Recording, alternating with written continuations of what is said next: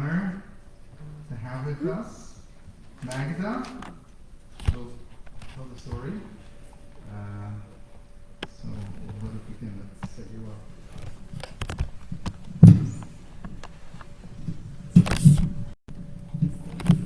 Thank you. Can you pick it up? Microphone? Yeah. Yes, nice.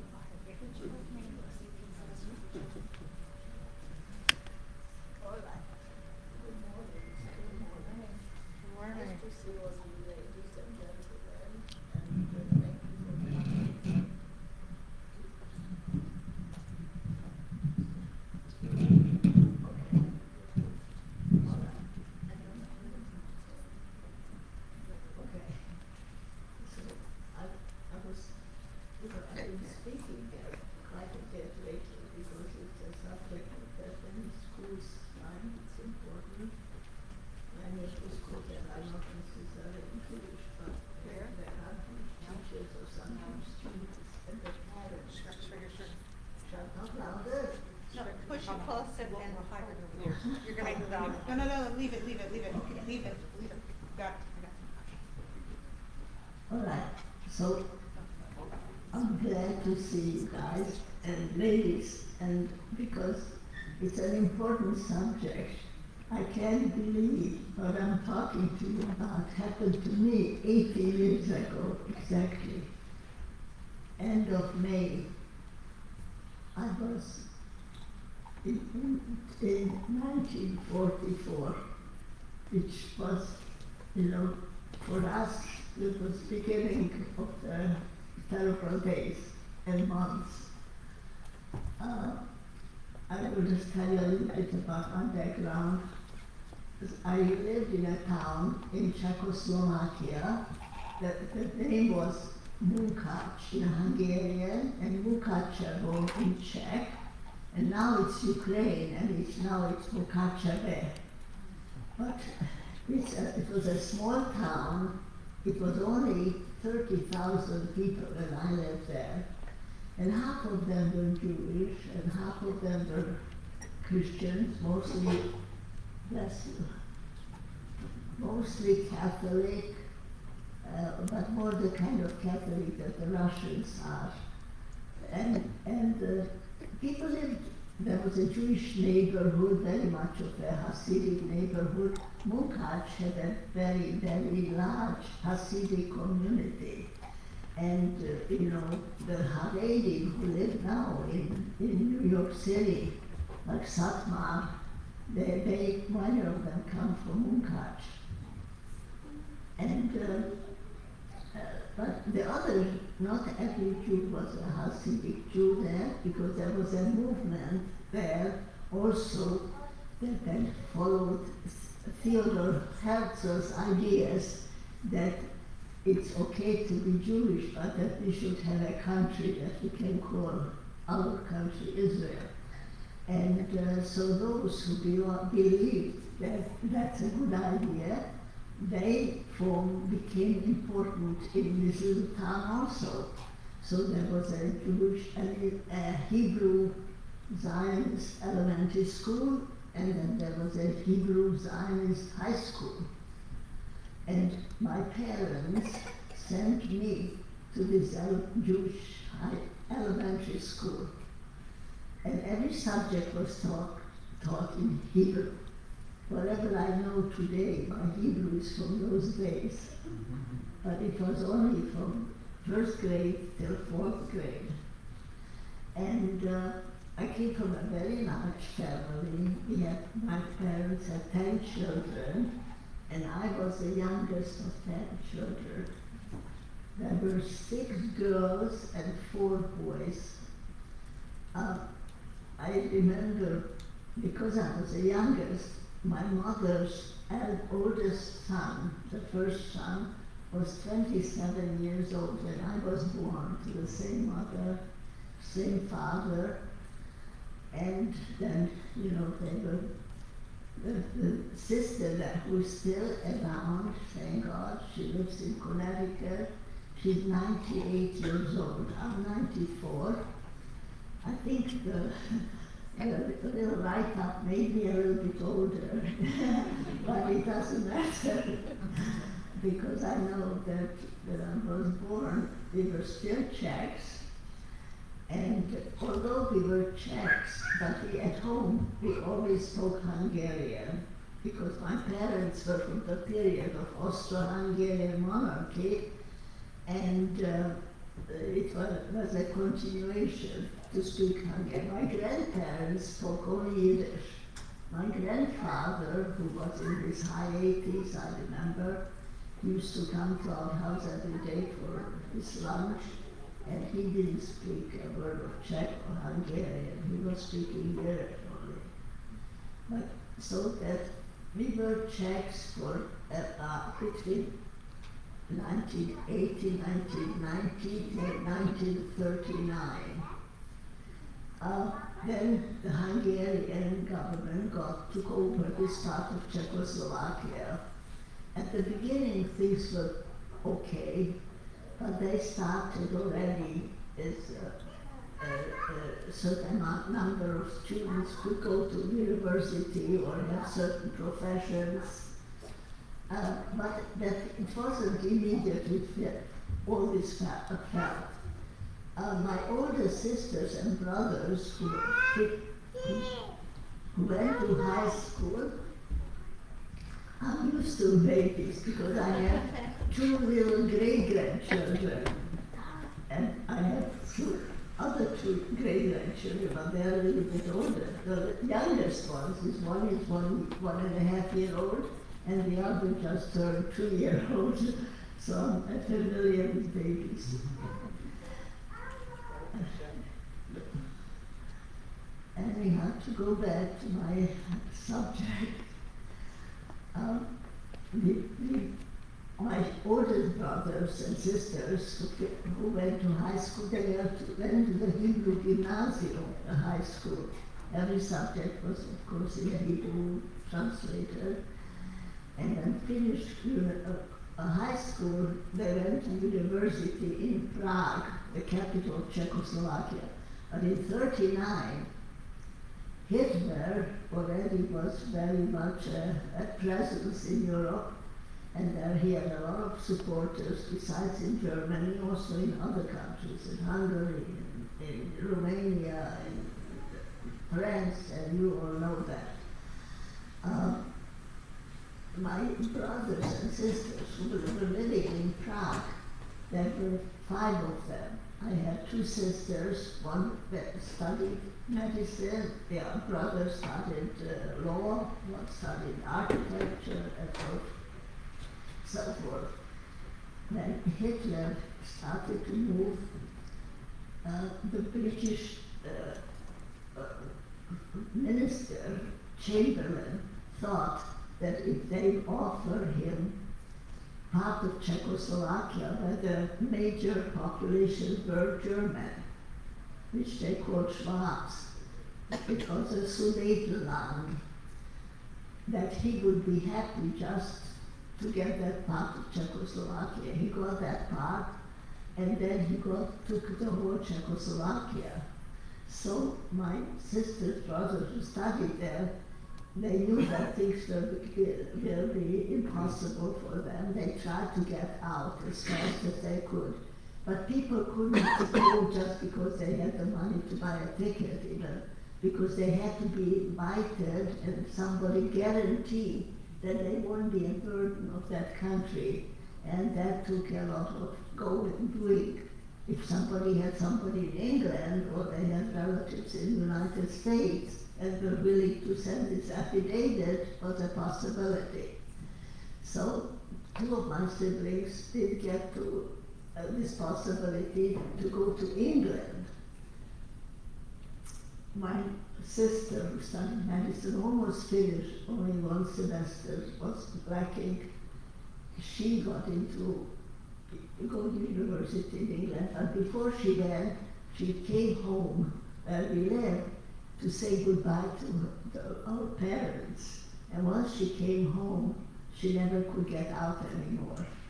The only one who managed to get to England, but we did not know because there was no communication. We didn't have telephones like we all know today. We didn't have, immediate responses.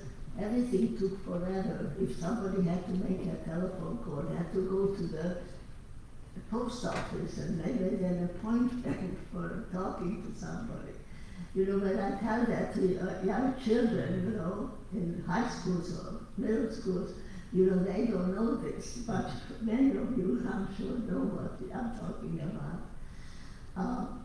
So we never were found out what happened to their brother or while we were in camp. We were already, we were still at home, in our home. And all my siblings were born even, there were no hospitals that the parents would go to have a baby. It was a midwife was delivering the children at home. But yet all the brothers and sisters were normal, healthy, physically, mentally. So my parents were very grateful. So we were at home, 5 siblings and my parents and grandparents and aunts and uncles were all surrounded. We stayed in our house until spring of 1944 because orders came that we had to vacate our home. Already, because of the influence of Hitler, the Hungarians gave all kinds of restrictions, like Jews could not practice medicine anymore. They had to have curfews, wearing a yellow armband, not a star, a yellow armband, all these restrictions. But my parents were very worried about what's going to happen to the siblings who were in Prague. And they came home. So there were 3 brothers who were at home. And under the Hungarians, because they collaborated with Hitler, were served as they called a forced labor under the Hungarian army. They did not get a uniform, but their job was to put mines down in Poland, because Poland was already occupied by the Germans, and the Germans were fighting on Polish land between the Russians. So the Russians and Germans were fighting, and the Jewish boys put mines down. And luckily for my brothers, they were captured by the Russians, which we did not know, of course, because there was no communication, and they ended up surviving that way during that period. We did not know any of that.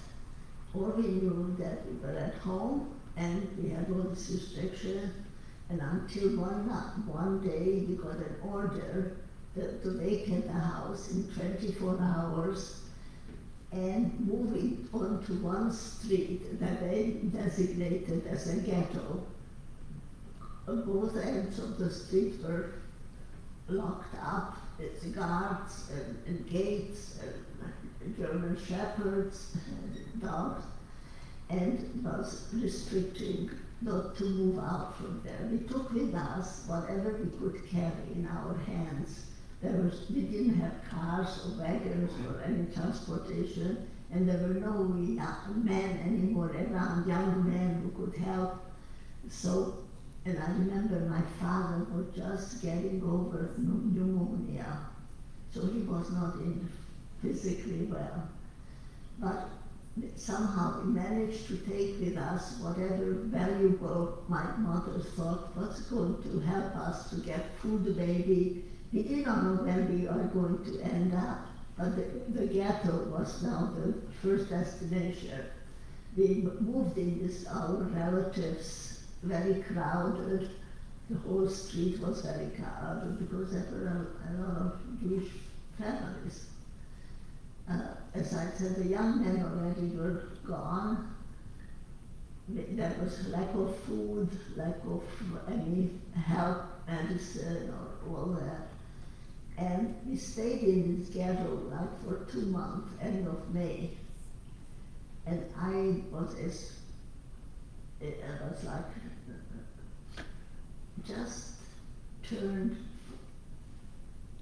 I just turned 40 in April, and I was still at home. And it was during Passover actually, that year. And we had to vacate our house, and we were in this ghetto till end of May. Then another order came to leave the ghetto and start marching. So the marching, old people, old grandfather, my grandfather, my old grandmother was very frail, I remember that. Today they use the word osteoporosis and all that, but she was just so tiny and shriveled up. And we had to start marching, and not knowing where we're going to end up marching, and for how long, and what will happen to us. There was no communication. The orders were start marching. It was end of May, 1944. It was very hot, like here was the other day, quite hot day. We carried with us still whatever we thought was valuable that belonged to us, maybe some jewelry that maybe we can exchange it for some food later. Anything that was big, big silver platters and menorahs and things like that, candelabra. We left at home already because my mother had an idea that if she buries it under the wood, the firewood that we used to use for, for heating, we had a wood shack where we kept that wood. She thought that we come back, she will find them. The very next day, when we were in the ghetto, and one of my sisters, who's not around, she was very courageous, and she asked me to go with her, and we could somehow sneak out from the ghetto, even though it wasn't allowed, because the houses were all connected with big gardens, yards, and fruit, where we had like orchards, and they were connected. So we were able to go back to our house. We found that already the very next day, the wood shack was ransacked, everything that was there, silver, that was all gone. That was the least of our problem after that. So after we were marching at some time, we ended up in a big open air space, which was like an open air brick factory. Because we had to march like 2 or 3 kilometers. And the people who were with us already was only parents, old parents, mothers with children, and women, young women. I was with my 4 sisters and my older sister, who had a baby. She lived in another town, but she ended up coming home with the baby, so she came with us. And we were in this big open space. There was no food, there was no shelter, there was no ways to keep clean or anything. It was just a big open space, no trees. And we stayed there for about 3 days, and then orders came that this big place was, apparently they took us there because it had railroad tracks. The older people got an idea that that's why they took us there, because they had intention to take us somewhere else. So that's what happened. The only thing that were lookout towers, that the guards were watching us, that in case somebody tries to escape, they got shot. And so occasionally they were hit, and they hit somebody, and that was it. And so after 2 or 3 days, we were in this big open space. But I'm telling you, it's 80 years ago, so I don't remember how many days we were there. We started on these railroad tracks, cattle cars arrived, many cattle cars. And we got the order to get into each cattle car, 100 people in each cattle car. And they gave us 2 buckets, 1 bucket to use as a bathroom facility, and the other bucket for the drinking water. You can imagine that it didn't last very long, either of those. And we were locked up, and the cattle car was very dark and very smelly and very noisy because and people had to sit on the floor, the ground, bottom of. There was no facility, and we were locked up, and the cattle car started to move. And the older people knew already that we're heading towards Poland, going east. We were in the cattle cars for a few days. And then we arrived.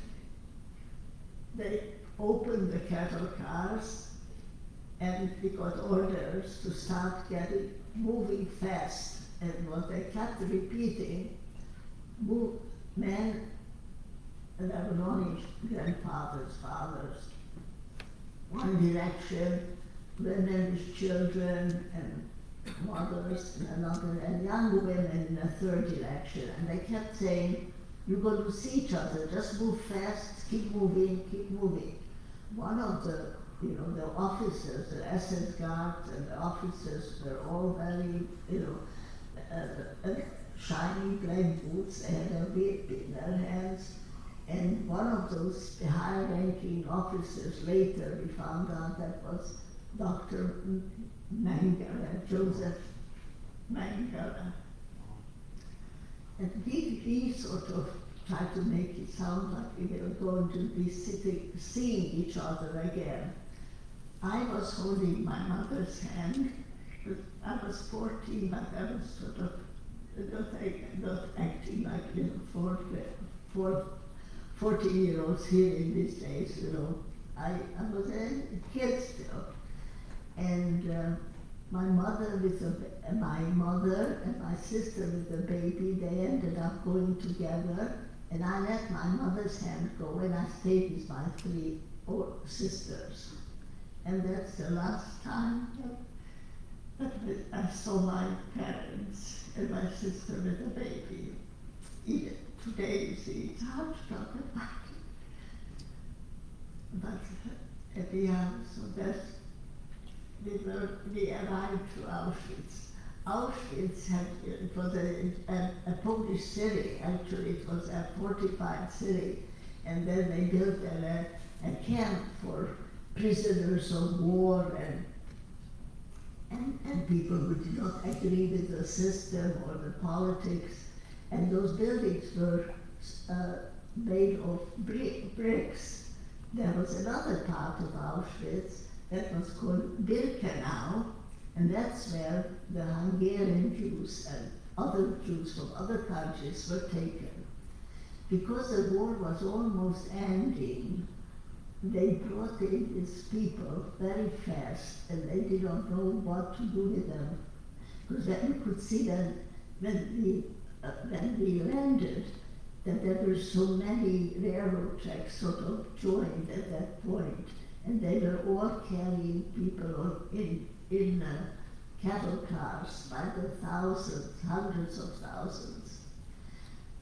We were already there, that was like end of May, beginning of June, and my brothers, who were captured by the Russians, they were with the Russian army, and they were beating back the Germans, and they ended up going back to our town, and they thought they were going to find us at home, because we were taken away end of May, and they came back, that was like around October. And they thought they will find us, but they found other people living in our house. And when they went to the house, those other people did not have any idea that they should give back the house. It was like their house, and there was no order or rule that they had to give back the house. So the only thing they gave back was the albums of the family pictures.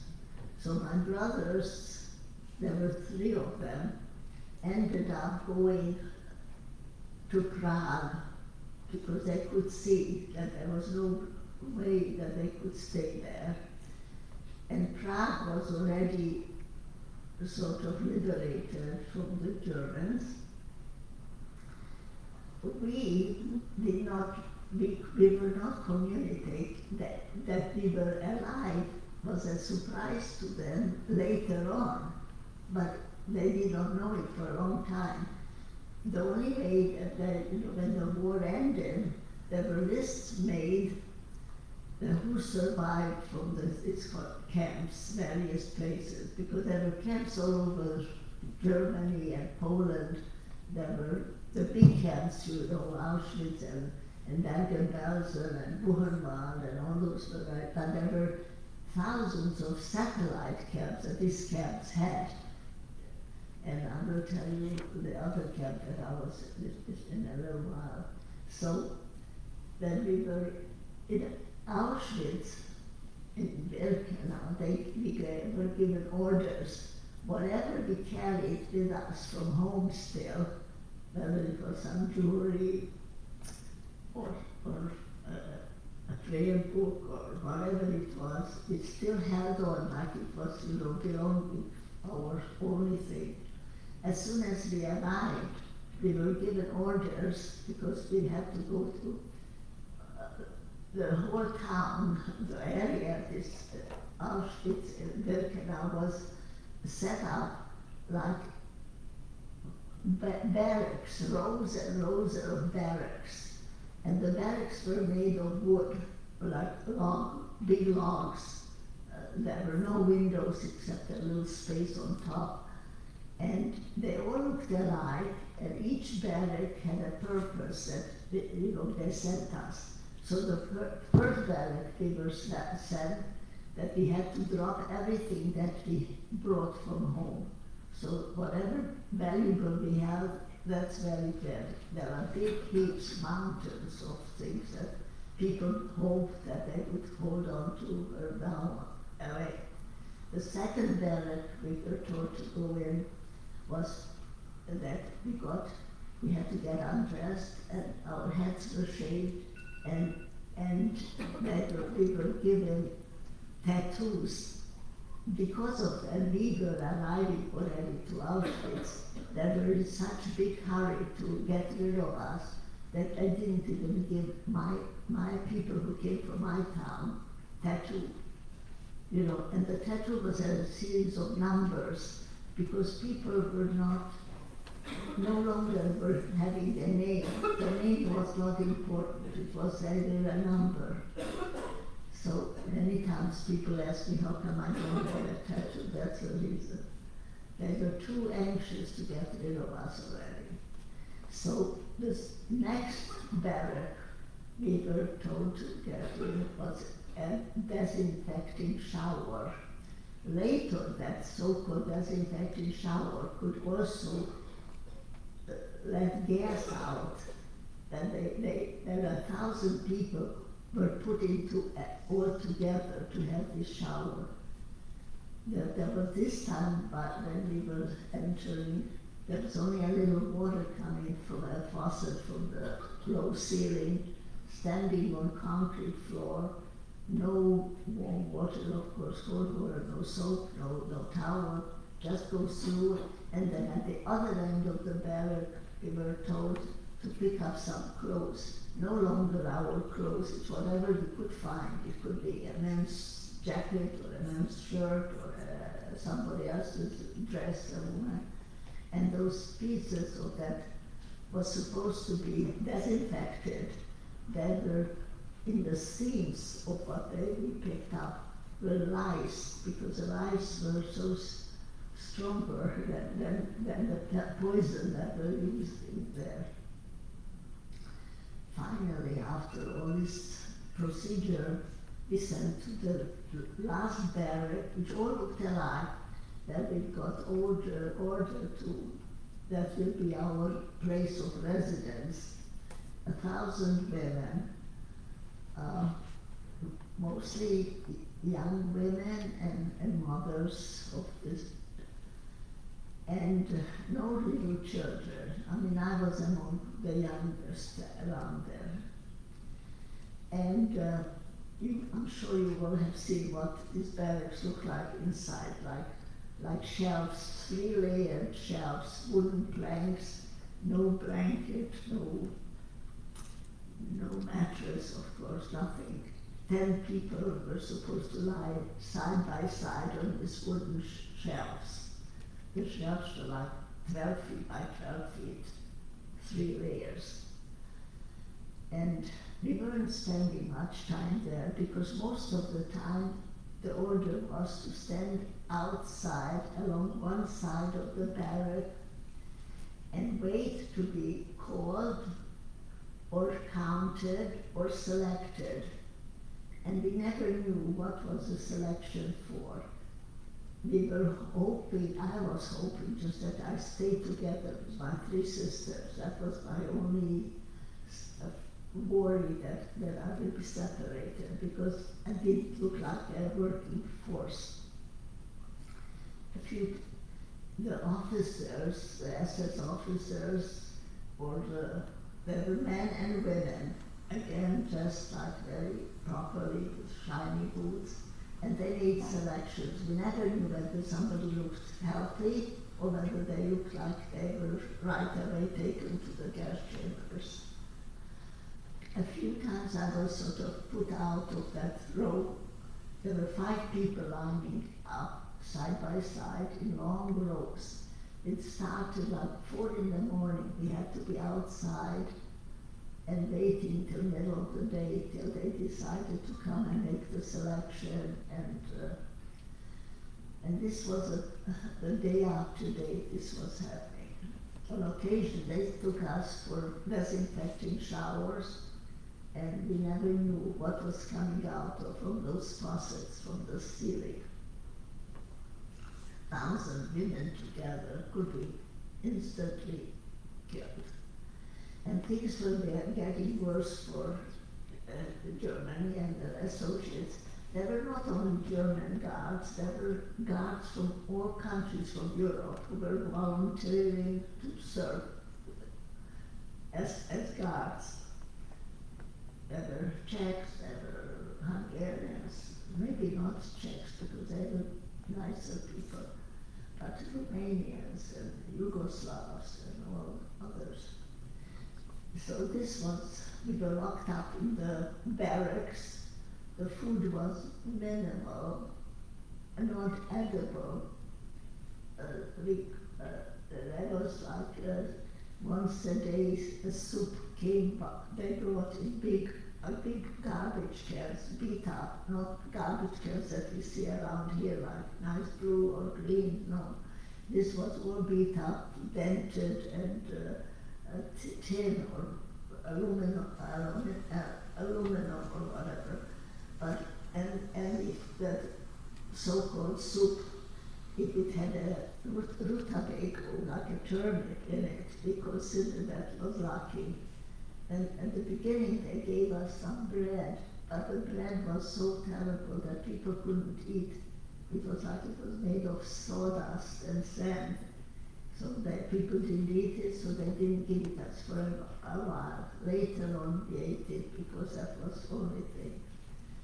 And so this was the kind of day, constantly seeing people dead, constantly seeing the big chimneys where people were burned, the flames at night. You could see this red, smelly smoke coming out. And when they selected and asked if people had medical background, My sister did not volunteer because she didn't want to be separated. People got sick, nobody wanted to say they were sick. Everybody tried to look healthy because hoped that they could stay alive. I remember my sister pinched my face and tried to make me look, more. And I was sick. Anyhow, this went on day after day, and then things were changing because we were somehow selected many people from that barrack and put into another part of the camp, in another barrack. And we went through disinfection again, and then cattle cars arrived and loaded on cattle cars, and they took us out of the cattle cars, and that went on for a few days. And then finally, and they put us on the cattle cars. They locked the cattle cars up, and then we started to move somewhere.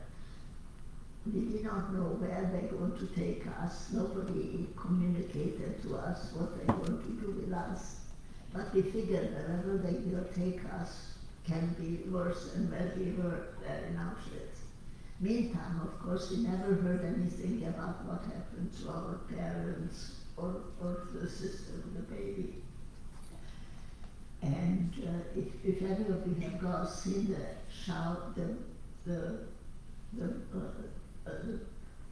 show about Auschwitz, there's an exhibit here in Boston.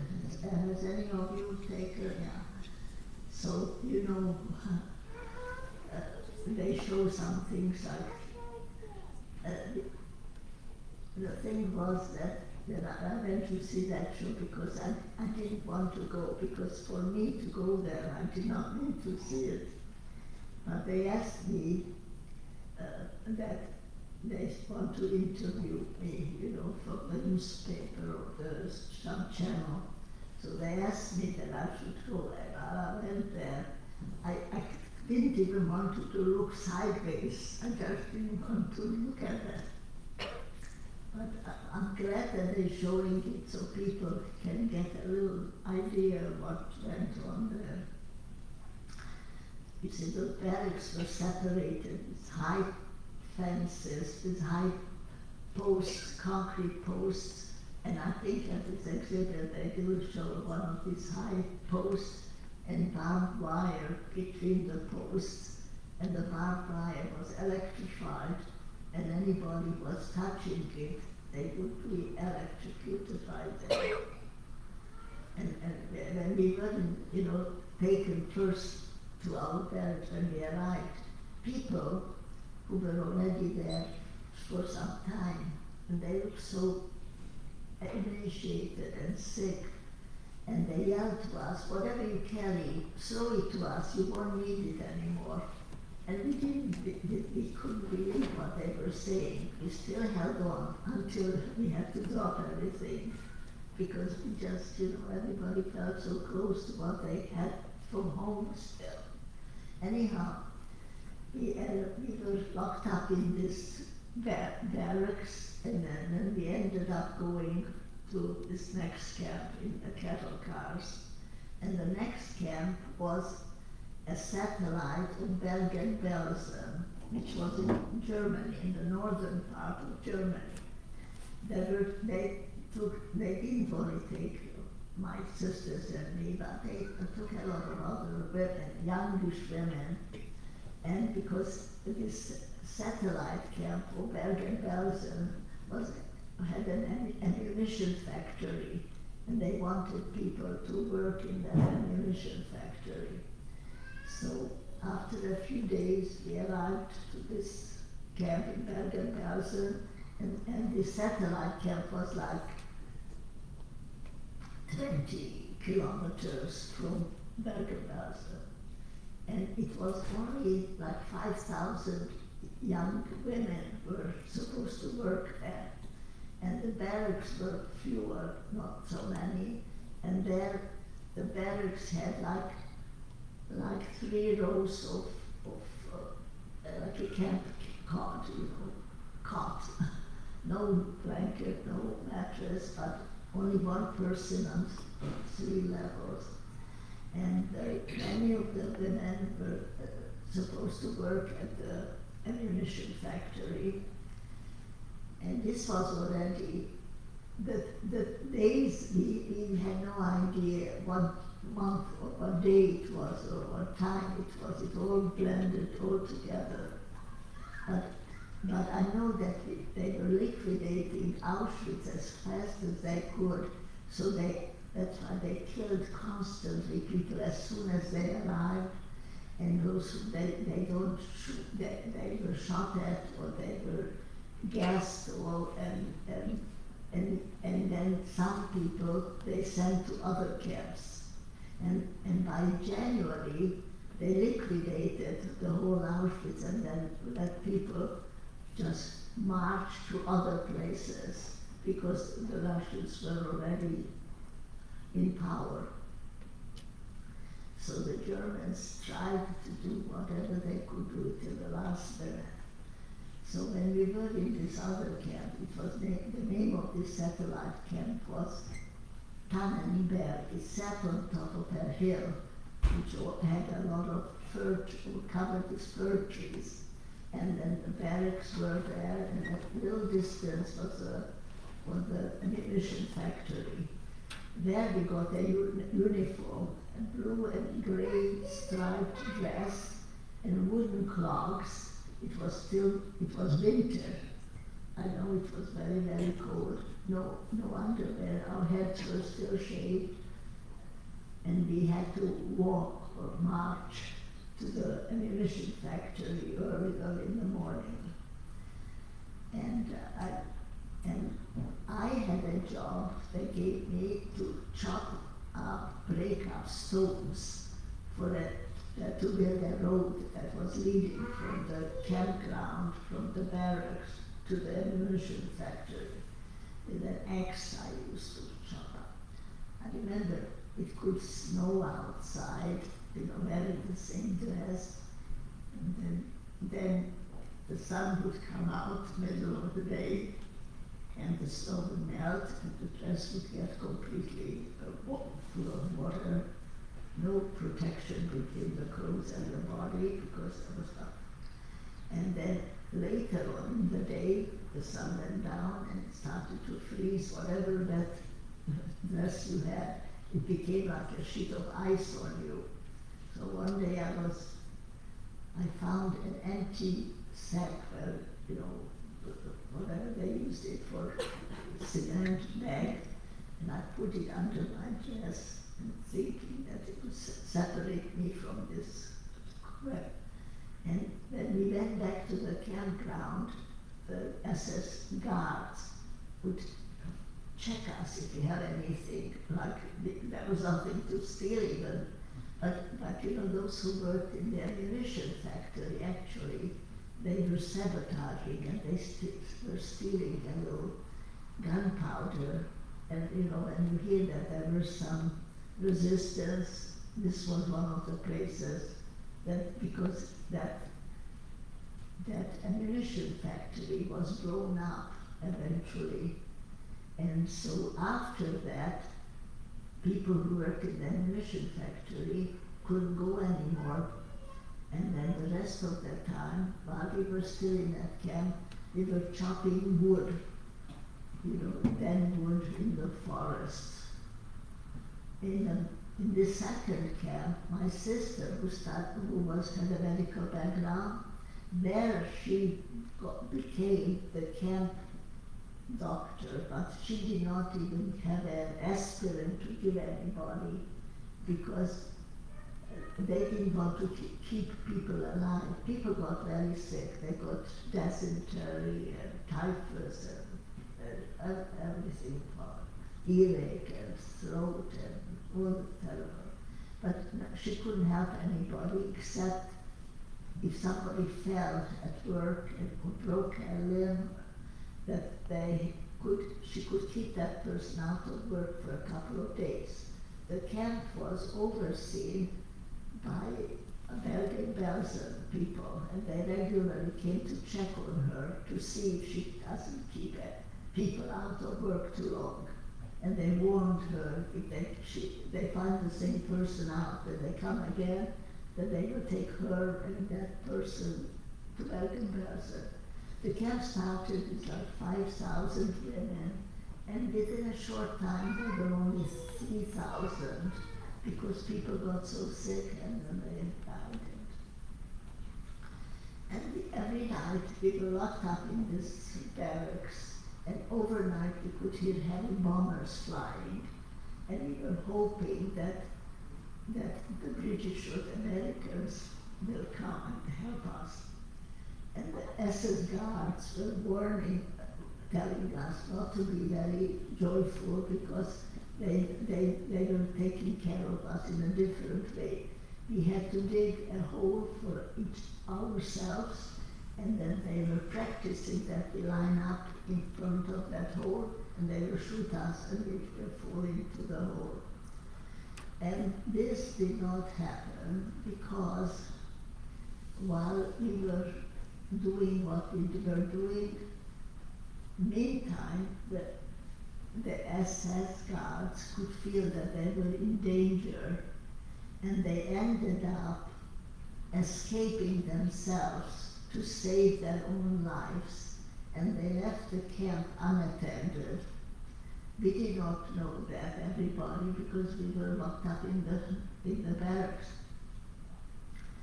But some of the young women who were working in the kitchen, where they were making the SS guards food, the chef there was a civilian Dutchman, I think. He told the young women, whoever wants to take a chance and escape while the camp is unattended, they'll have a little chance. I mean, we all wore this striped uniform, and one of my sisters was working in the kitchen, and because of that, she could steal a little food for herself, and her ration she gave me in the quiet, when nobody could see, because I think that's what helped me to stay alive.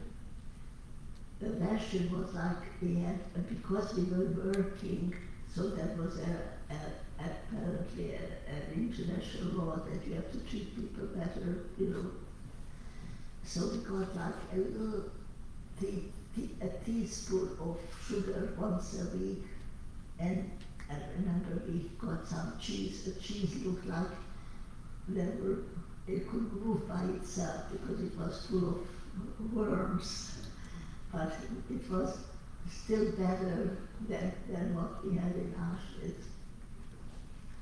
So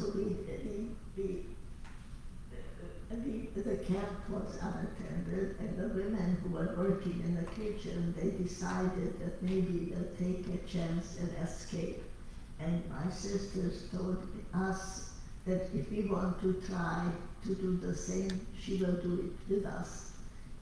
We managed to get into the kitchen, and this chef or cook, I suppose he wanted to feel like he was helping, and that maybe we can say something good about him when the British or Americans are coming.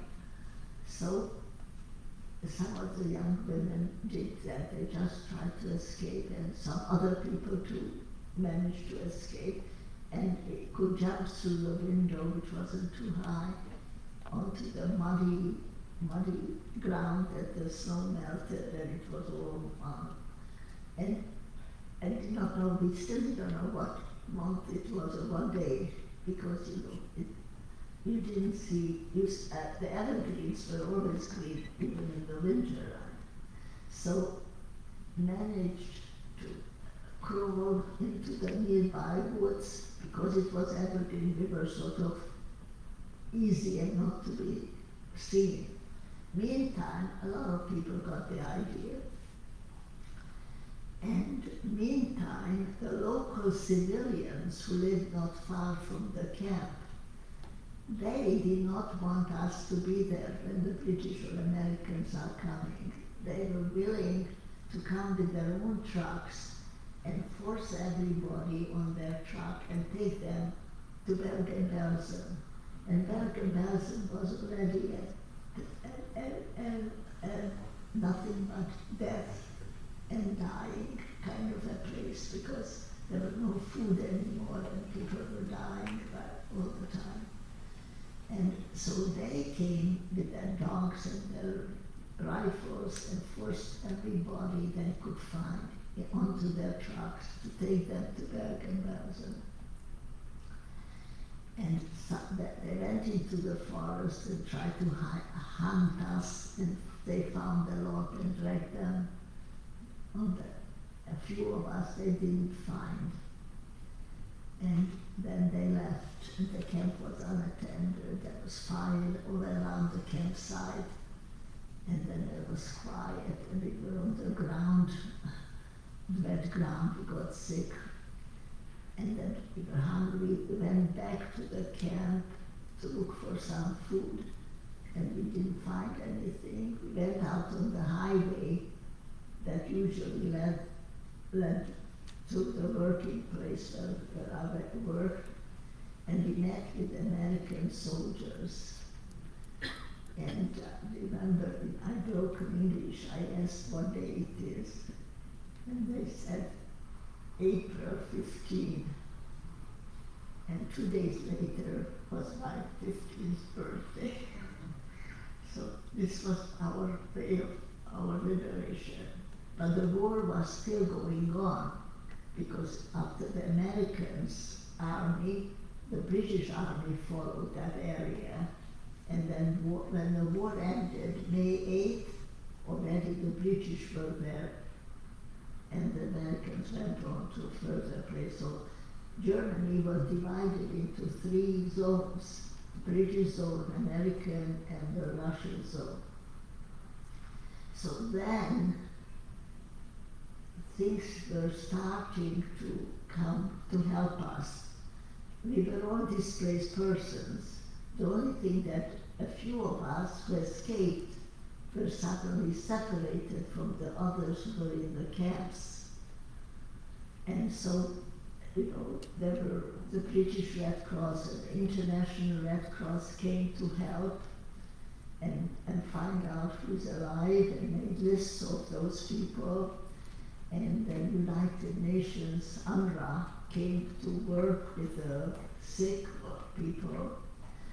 And my sister, who had a medical background, she went to work with UNRWA, and she got a job there.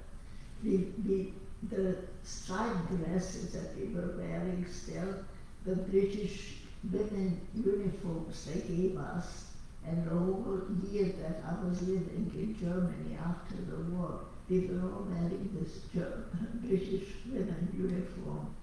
Not pants, skirts. They were skirts and lumberjacket. And the British people, they helped us to find a place to live in a German house. And the Germans who were there, we didn't see any men, I don't remember, but there were women, and they were not very friendly. They just acted like they don't see us. But the British officers who were working with a displaced person, they found this German home, some couple of rooms. So we were the 4 sisters survived together. And my other sisters, who's still living in Connecticut, she was sort of volunteering as a nurse with UNRWA, and then the other sister and I were working with the British Red Cross. I became an interpreter because I picked up a lot of languages, minimally. So people who I could a little bit of Polish and Yiddish and others. So I got a job with the British Red Cross. They put it on my jacket, Czechoslovakia, that's where I was from, and under it interpreter. And I went in the jeeps with the Britishers to the displaced person camps. And we couldn't go anywhere for a whole year. The meantime, our brothers saw our names that we were still alive in Germany, and somehow they found some people or somehow words to us that we should not even dream of thinking of going home, because there's no home to go back to, that we should go to England or Britain or the United States. But again, the same problem was you couldn't just go if you wanted to go. You were stateless. You didn't have a passport. You didn't have documented, and you had to have somebody who guaranteed that you won't be a burden on that country. So it was a little complicated. The only person from the family who managed to survive in England was one of my brothers that I mentioned earlier. And he finished already his architectural studies, and he somehow, one of the British officers, I remember, jolly Englishman, his family lived in London or Cambridge, and they somehow found my brother alive in London. And somehow they got words to him that his sisters are alive in Germany. So that was, he sent us, that Britisher, a letter through his family that he was glad that we should come to England. But I managed, after a year in Germany, one of my sisters, the one who was in Connecticut, managed to get to England. And still we were wearing the women army uniform. And then he helped us find a place to live in somebody's house. And I was 16 by then. I didn't go to high school. I only went till junior high school under the Hungarians. But we had to work. We worked, like we didn't have any profession. Worked as cleaning and in a factory, and went to night school to learn better, more. English was getting better because we had a whole year of working with the Britishers, and got something like a high school equivalency. But the British soldiers who came back from the army, they had the priority of going to any school. And we had no parents, but it was interesting that we wanted to, my older sisters were more telling me what I should do. We were trying to blend in. We did not tell anybody where we were. I mean, people could tell that we were foreigners, but we were just trying to find a way that we could do something. Meantime, my sister met somebody while she was looking for Anna, and she ended up marrying him, and they moved to Belgium, and so 3 of us went to England.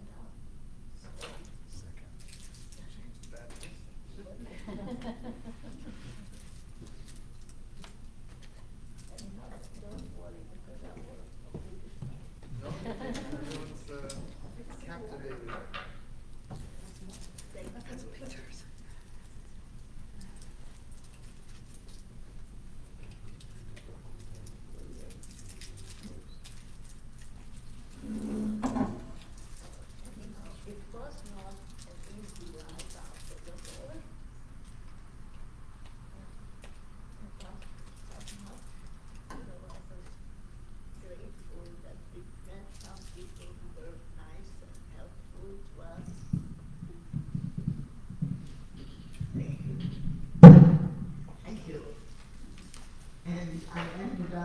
getting into an art school in London, and the art school was no tuition, and somebody introduced me to a Welsh lady who was running a dormitory for women college students in a certain part of London.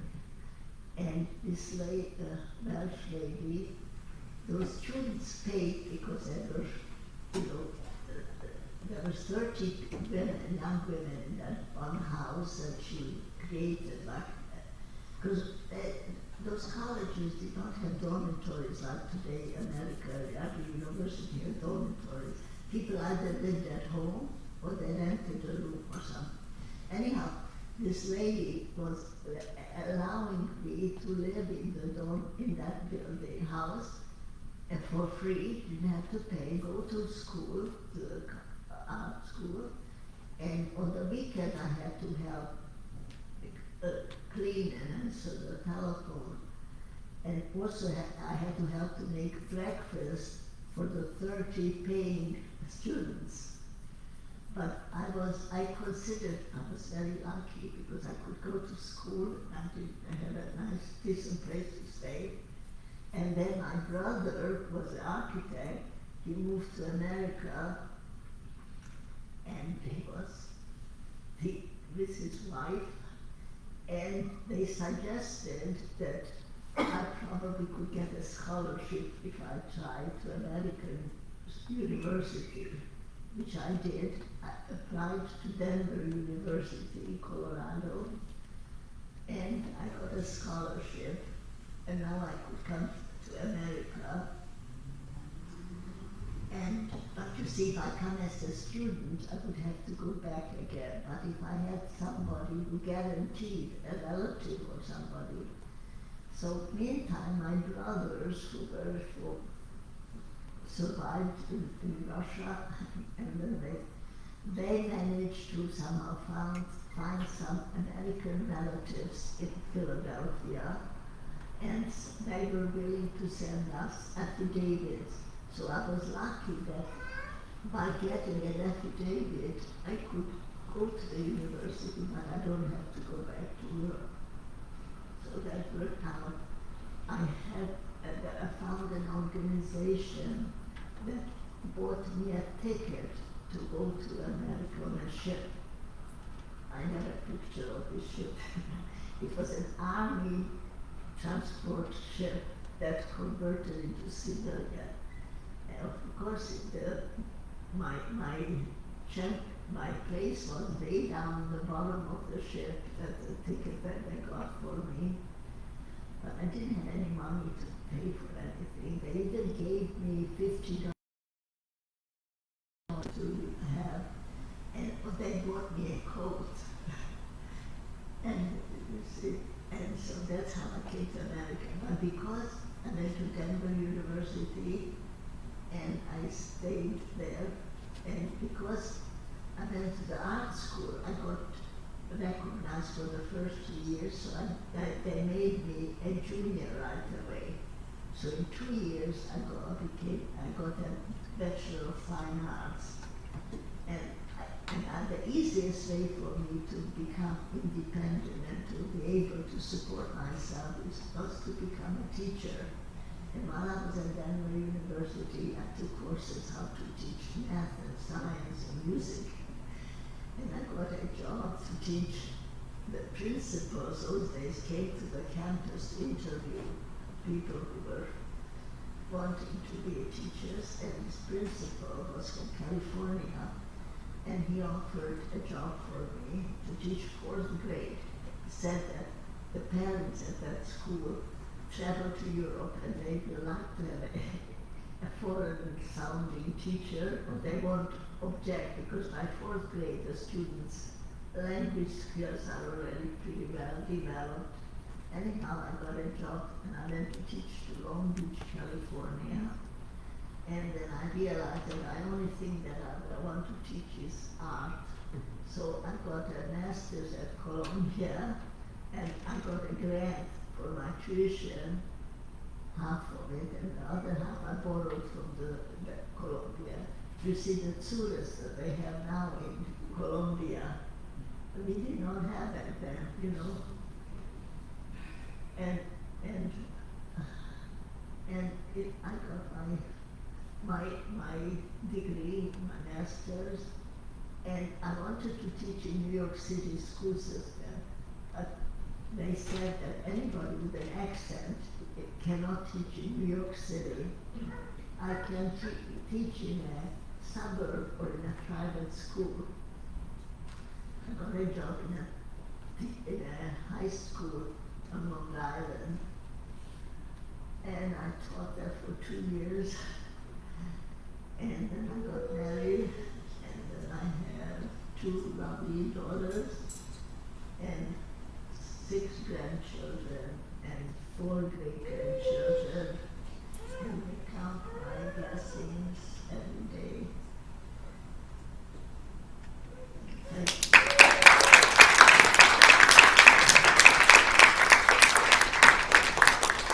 If you want to ask any questions, and if I can answer, I'll be happy to. What is? I still can't comprehend, like, how people survive that. It's for me, it's just kind of... It was not possible. I mean, it wasn't It possible. wasn't possible. That, you know, the conditions, the treatment, the inhuman treatment, there was, and you wonder that all the scientists in Germany who were, everyone who studied medicine those days, they had to speak at least German books because they were all so educated. And that they went along with Hitler and agreed to get rid of all the Jews. They got rid of other people too, not just Jews. They, you know, people of homosexuals or people who were mentally challenged. And they also went for gypsies, for the Roma people. But in fact, when I was in Auschwitz, we were all the women in our barrack, but across on the other side, there were Roma or gypsy families together with children also. But the big numbers were killed, yeah. But Hitler went completely after the Jews because they wanted to be the heaven folk. You know, they believe that everybody has to be like they are. It's hard to believe. Yes? How did you come to the Boston area? You said you taught on Long Island. Yeah. And you, Well, when I got married, we lived in New York a little bit, and then we moved to New Jersey. And then my husband's work was leading him to the headquarters was in Boston, and we came to Boston, but we only left here for 3 years because he did not like to driving from Newton to Quincy in the rotaries. It bothered him. So we went back to New Jersey, and then he wanted to live in a place where the weather will allow him to play tennis. So we moved to Florida, and I really didn't want to move to Florida. I like to be living near New York City because in New Jersey we lived close to Manhattan, and that was my idea. I like to live near Manhattan. And when my husband passed away in 2001, my daughter, one of my daughters lived here already, and I always came to visit her, and I knew that if I would like to settle in Boston, to be near her family. And so I started to gravitate towards Boston, and first I just stayed part of the year here, and I was still a Floridian, because you know you have to be 6 months at a day, whatever state you are, want to be from.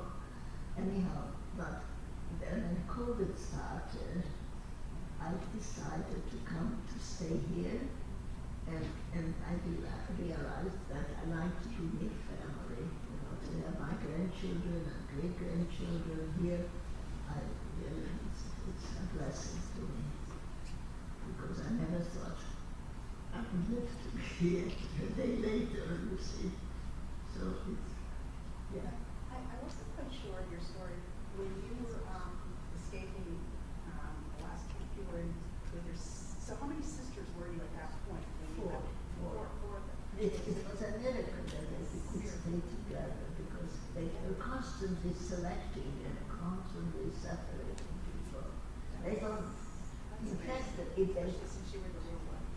they did not know that we were sisters, but, you know, because there was no names, you know, people had a number. Yes. My mother was also, she would have been 4 years older than you. She was also Czech from a little town near Munkacs. Really? What was the name of The it? town was Holubine, and it was in the mountains. Yeah. And they marched them, they came on April 14th, the Nazis, and deported them to the brick factory in Munkacs. And they were there for 3 weeks. And with my mother, my grandmother, my great-grandmother. Today was the day they were deported to Auschwitz. They arrived in Auschwitz. And my mother was in Auschwitz for another month. So when did you arrive in Munkacs? When did you arrive in the brick factory in Munkacs, the open air ghetto? The ghetto was in, Not the brick, and she said it was the brick factory. That's where they were. But the what? in Munkacs, Yeah. the part that you described when you were The in the ghetto? ghetto, then you were in the brick factory that was all open and exposed. The name of the, Do you remember what it was? Do you remember when you got there, in May or was it in June? I'm just curious if you were there at the same We time. got there towards the end of May. The end of May. Towards the end of May. So I checked the date. Yeah. Today was the day, it was May 18th then, so. Yeah. But my mother was in Auschwitz still as a Czech for a month before she also was one of the munitions kids that stole the gunpowder and hid it and buried it, because no one would take it. She tried to throw it into trash cans, nobody wanted, you know, don't mess with us. So she brought it in pockets and dug it in the ground where they kept it. And she was in Gelsenkirchen. She was in 2 labor camps, but one of them was a munitions factory. Or they Do you took it. know in what town? Was it a satellite of? I don't remember, I never heard of Delsey, but what you described is what she described. Yeah. Yes, You have 10 siblings? what is? 10 siblings? I'm sorry. 10 siblings. You got 10 children. And how many of you survived? By miracle, 4 sisters survived and 2 brothers. No, 4 brothers, sorry. 2 in Russia. 3 from Russia and 1 in England, yes. What Yeah. happened to those in Russia? What is? What happened to those in Russia? Well, they came to the United States. They stayed in New York City. And it was, because they were older, I think it was very hard to make adjustment to life in the United States, and they had no knowledge of English, you know. And you know, for me, I was lucky that because I had friends that I went to school with, a couple of them, you know, that I somehow we met in New York City, and you know, somebody met, let's say, and they wanted us to meet, and we would get, and they had a lot of problems to adjust. They looked wonderful, they got jobs, they went to university, but you know, the trauma, and they say trauma continues, you know, it can continue over generations. And a lot of people that I know now, a lot of people who were in camps, or who survived, they call themselves survivors. And there are different ways of surviving. Some were hidden children, some were hidden with a Christian family. Some of them were so young that they didn't even know that they were not belonging to this Christian family. You know, after the war, they didn't really want to go back to if the mother came to claim them, because they were so attached to this Christian family. And you know, there were different ways of surviving, but some of them remained in a bad shape. Between the time that you left your home and you were liberated, it was a matter of months. Is that what you're talking about? Between the time that you had to leave your home and when you were finally liberated by the Americans? But it was all in a year. The whole thing was a year. Like end of May, we were taken to Auschwitz, and a year later, I was in Germany, the second camp that I escaped, you see. So, yes. What Can you talk a little bit louder, please? Hashem gave you a long life, so what attitudes do you have that help you get this blessing of long and healthy life? You know, it's hard to say that because I just was so scared that I would be alone. And the fact that I had my sisters, you know, I think that's what kept me, because there was nobody who was really kind in the camp. I mean, people were kind to each other, but they were all so full of tourists that they could not give each other any help, you know, because there was lack of food and lack of clothing and lack of, you know, knowing what's going to happen next minute, you know, and what one saw day after day, you know, just in front of your eyes, and the treatment that we had, like, you know, because those, let's say, the person who was in charge of the barrack usually was somebody who was there already, maybe a few years before, like in the ghetto, and they would be not necessarily other religious, but sometimes it was Jews, sometimes it was Catholic. But they were, because they were so hardened, they treated the latecomers like you're lucky that you just came now, you know, that they were a bit easy, you know, even though it wasn't easy already since, you know, Hitler started. And, you know, in Germany, you know, Hitler started already in 1933, and until 1938, many of the German Jews were still, some of them there. They managed to get out. If maybe they were selling some things, you know, because there were, you know, a lot of people wanted what they had, you know. And you hear often that some artwork that survived in a museum that somebody found, and that artwork, you know, by a well-known painter, was found, let's say, in Madrid, in that one museum. And this, actually, it's a Jewish painter, Pizarro, and owned by a Jewish family in Berlin. And the person whose painting it was, she's not alive, but her grandson found this painting in Madrid in this museum. So they're still fighting over that painting after many years. The painting is worth a lot of money, but the Spanish government says that the painting was sold properly to the museum and that that's theirs. But you see, in between it ends with a lot of hands, you know, and these are many cases, all kinds of other, you know, people who survived from Germany, who thought they were lucky they got out on a very elegant ship, what's called the St. Louis. Did you ever heard of the St. Louis? And they thought they were having a nice cruise, and they ended up in South America. I think and then they arrived there. Cuba. In Cuba, yeah, and in Cuba, and they did allow them to disembark, and the captain was very upset because he was a good person. They had to go back to the Europe, and on the way they stopped actually in Miami, and America didn't allow them to disembark, and they ended up going back to different countries that were not occupied yet. They took back some Jews, like Poland, not Poland.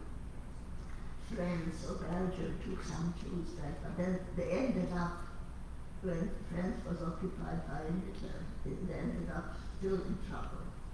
Many of them survived. What? Many of them survived. The ones who went to England. Yeah, England yeah, took some, England. the ones who went to Yeah, England. there's survived. a The ones who went to Europe there's a did not. gentleman who lives here. He's like over 100 years old. The fact is He that was on that boat. the fact is that Roosevelt. What is it? The fact is that Roosevelt and Churchill, they knew well what's going on. Yes, They yes. knew perfectly. And They you see, got that's right. knowledge of what's going on. And they never formed the railway, which was never. They said, oh, we don't equip for that. And Where? You know what? We have no friends in this world. And there were even some Jewish leaders who were talking to Roosevelt, but they were afraid to rock the boat, you see. And the New York Times, they had, they put all the stuff on page somewhere in the back. Not the front. Yeah, because and it was owned and you know, Greeks or whatever, they were Jewish, and they didn't place this information on the first page. Somewhere there. That's amazing. It's Thank you for sharing Thank your you extraordinary, so much. powerful. As you see, even now, 80 years later, it's hard to talk about it for me. I can feel that my voice disappears. I'm very blue. What would you say to all those students, those horrible pro-terrorists, half of them students, half of them agitators on college campuses that are crying in support of Hamas now? Because, you know, It breaks our hearts. I mean, besides making us horribly angry, it breaks our hearts. unfortunately, there's so many hatred, so much hatred, and people don't give each other a chance to get to know each other. They just, you know, they think that the other has it better. They're not willing to act like human beings. And I talk to a lot of young people, and I say that they have to learn to recognize another person as a human being, and to treat others as they want to be, like they want to be treated.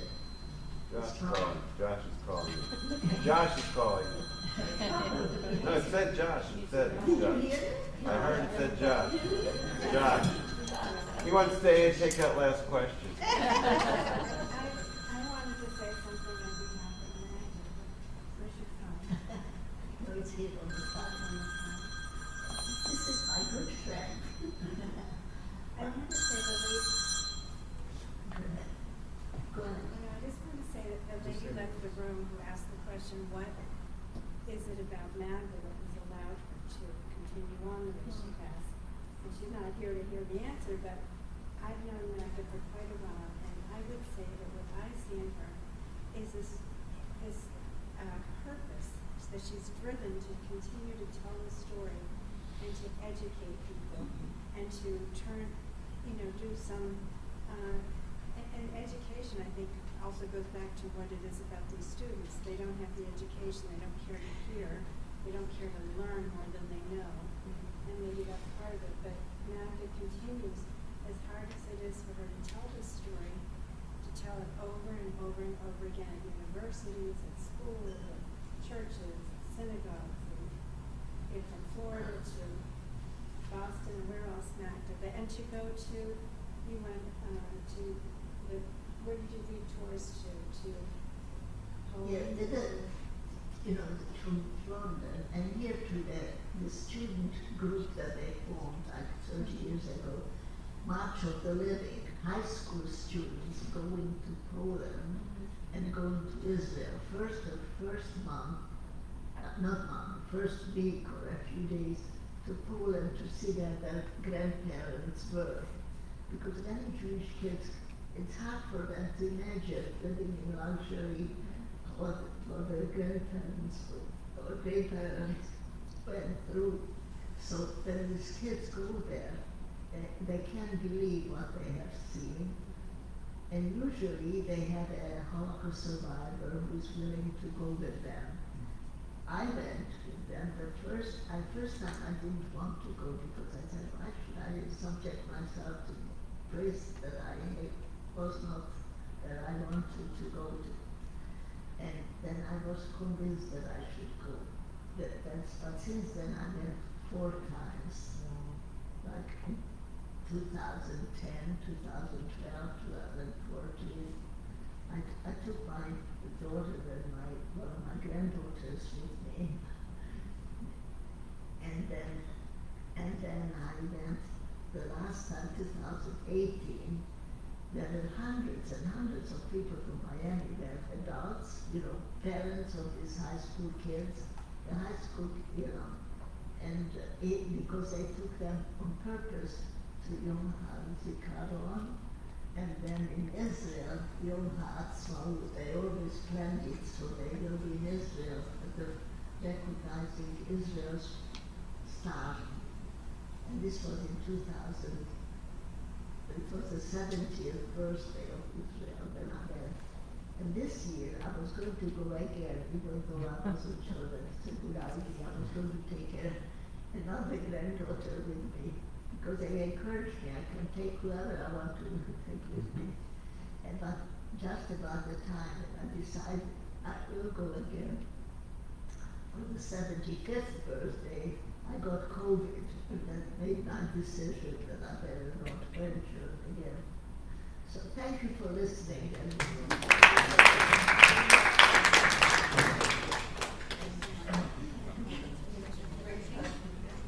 Delivered on the 15th, my mother was delivered on the 14th. The only women, Jewish women, in the state. Thank you. My grandmother recently passed away of Rockford, and I always tease her, she lived to be 99. I said, you are not determined to outlive all of your captors, and I think you've been successful.